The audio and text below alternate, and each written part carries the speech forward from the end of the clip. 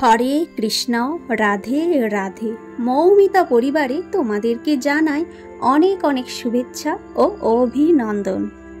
আজকের আলোচ্য বিষয়টি হচ্ছে এই বছর অর্থাৎ 2025 সালে রাধা অষ্টমী কবে অনুষ্ঠিত হতে চলেছে। জেনে নেব তার পূর্ণাঙ্গ সময়সূচি। রাধারানীকে পুজো করার সঠিক সময় কখন, রাধা অষ্টমীর উপোসের নিয়ম কী এবং উপোস কিভাবে ভঙ্গ করবেন, এই দিনে কি কি খাবেন কি কি খাবেন না, এবং রাধারানীর পছন্দের ফুল ফল ও সবজি কি সেটা জেনে নেব। শাস্ত্র অনুসারে আজকে জেনে নেব সমস্ত কিছু এই ভিডিওর মাধ্যমে। তার আগে মৌমিতা পরিবার রাধা মাধব এই চ্যানেলটিকে সাবস্ক্রাইব করে পাশে থাকা বেল আইকনটি ক্লিক করে নোটিফিকেশন অন রাখুন, যাতে সমস্ত ভিডিও আপনারা খুব সহজেই পেয়ে যান। চলুন এবারে ভিডিওর মূল পর্বে যাওয়া যাক। রাধা অষ্টমী হল হিন্দু ধর্মের গুরুত্বপূর্ণ একটি উৎসব, যা ভগবান শ্রীকৃষ্ণের ঐশ্বরিক সহধর্মিণী দেবী রাধার জন্মবার্ষিকী হিসেবে পালন করা হয়। রাধা অষ্টমী ভাদ্রপদ মাসের শুক্লপক্ষের অষ্টমী তিথিতে পড়ে। শ্রীকৃষ্ণ জন্মাষ্টমীর 15 দিন পরে এটি পালিত হয় এবং বৈষ্ণব ও ভগবান কৃষ্ণের ভক্তদের এটি খুবই তাৎপর্যপূর্ণ বিষয়। এই উৎসবটি বিশেষ প্রার্থনা, উপবাস, কীর্তন, প্রেম এবং ভক্তির প্রতি রাধারানীর প্রতি। এইবারে জেনে নেব 2025 সালে রাধা অষ্টমী ব্রত কবে পালিত হতে চলেছে। শাস্ত্র অনুসারে 2025 সালে রাধা অষ্টমী তিথি শুরু হচ্ছে ইংরেজি 30শে আগস্ট 2025, বাংলা 13ই ভাদ্র শনিবার রাত্রি 8:09 রাধা অষ্টমীর তিথি শুরু হবে এবং ইংরেজির 31শে আগস্ট 2025, বাংলা 14ই ভাদ্র রবিবার রাত্রি 10:04 অষ্টমী তিথি শেষ হচ্ছে। গোস্বামী মতে রাধা অষ্টমী ব্রত পালিত হবে ইংরেজির 31শে আগস্ট, বাংলা 14ই ভাদ্র রবিবার। এই বছর রাধা অষ্টমীর দিন রাধা রানীকে পুজো করার সবথেকে শুভ সময় হতে চলেছে ইংরেজির 31শে আগস্ট, বাংলা 14ই ভাদ্র রবিবার দুপুর 12টার পর থেকে দুপুর 1:37 মধ্যে রাধা রানীকে পুজো করার সঠিক শুভ সময়। এই বছর রাধা অষ্টমীর পালনের সময়সূচি হল 1 সেপ্টেম্বর 2025, বাংলার 15ই ভাদ্র সোমবার সকাল 6টা থেকে সকাল 9:32 মধ্যে। এইবারে জেনে নেব রাধা অষ্টমী ব্রতের উপোসের নিয়ম।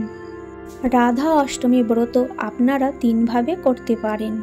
প্রথমত নির্জলা ব্রত, খাবার এবং জল ছাড়া সম্পূর্ণ উপবাস থাকতে হবে এবং ফল আহার ব্রত পালনও করতে পারেন। ফল, দুধ এবং বাদামও খেতে পারেন এই দিন।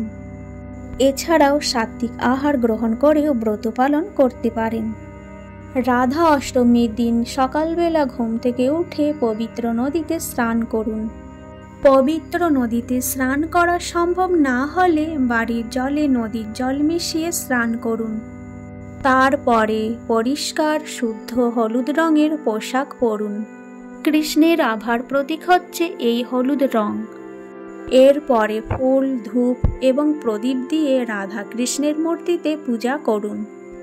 প্যারা, মাখন, মিশ্রি এবং পঞ্চামৃত দিয়ে ভোগ নিবেদন করুন। রাধা অষ্টমীর ব্রত কথা পাঠ করুন। ঐশ্বরিক আশীর্বাদের জন্য রাধা কৃষ্ণের মন্ত্র জপ করুন। রাধা অষ্টমীর দিনে প্রত্যেকে নিরামিষ আহার গ্রহণ করবেন। এই দিনে আমিষ, পেঁয়াজ, রসুন এবং চালের মতো জিনিসও বর্জন করাই উচিত। ব্রত পালনের আগে সংকল্প গ্রহণ করুন এবং রাধা কৃষ্ণের পুজো করে ভক্তি সহকারে, নিষ্ঠা সহকারে ভোগ নিবেদন করুন। ব্রত পালনের সময় বিভিন্ন তাজা সবজি খাওয়া যেতে পারে। এইবারে আমরা জেনে নেব রাধা অষ্টমী ব্রত ভাঙার নিয়ম।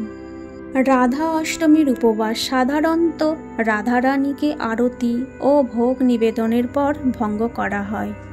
উপোস ভাঙার জন্য রাধা অষ্টমীর পুজো সম্পূর্ণ হবার পরেই প্রত্যেককেই প্রসাদ বিতরণ করুন।